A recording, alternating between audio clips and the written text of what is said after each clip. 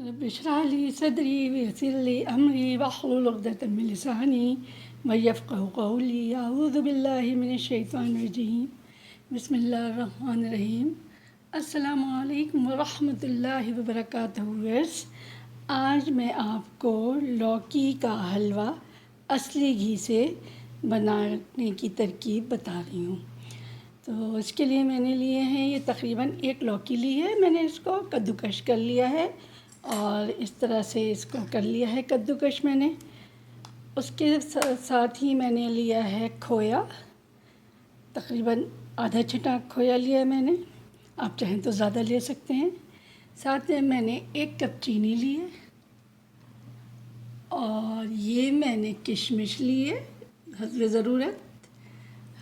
ज़रूरत मैंने ये पिस्ता लिया है और साथ में मैंने ये बादाम लिया है।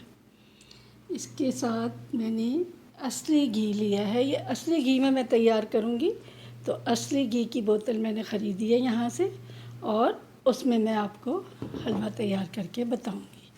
चलें आइए चलते हैं, देखते हैं हलवा किस तरह से तैयार होता है। सबसे पहले मैंने इसके अंदर असली घी डाला है 2 टेबल स्पून और फिर मैं इसके अंदर इलायची डाल देती हूँ, तकरीबन 3 दाने इलायची डालें।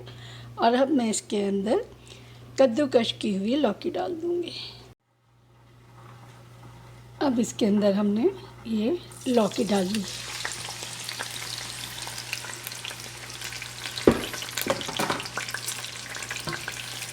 और इसको चलाएंगे खूब अच्छी तरीके से। ये लौकी तकरीबन भुन गई है। अब हमने इसके अंदर जो 1 कप चीनी ली थी वो डाल दिया।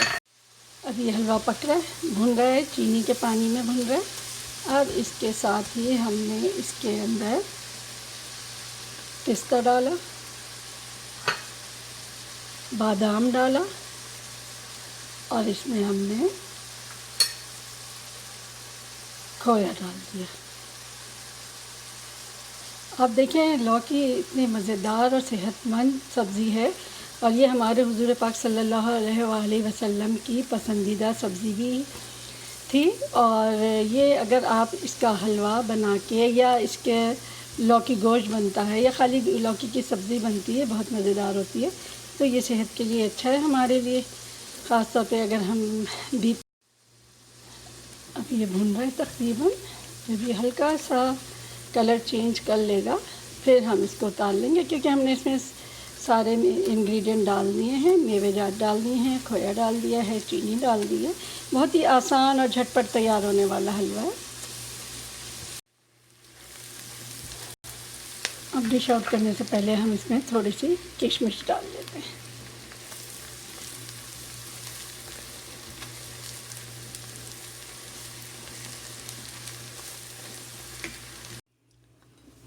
लौकी का हलवा हम डिश आउट कर रहे हैं।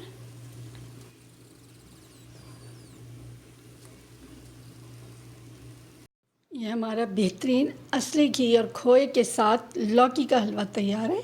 आप इसको सुबह के वक्त नाश्ते में 1 या 2 चम्मच खा सकते हैं और अपने बच्चों को भी खिलाएं, इससे उनकी ज़हानत मज़ीद अच्छी होगी।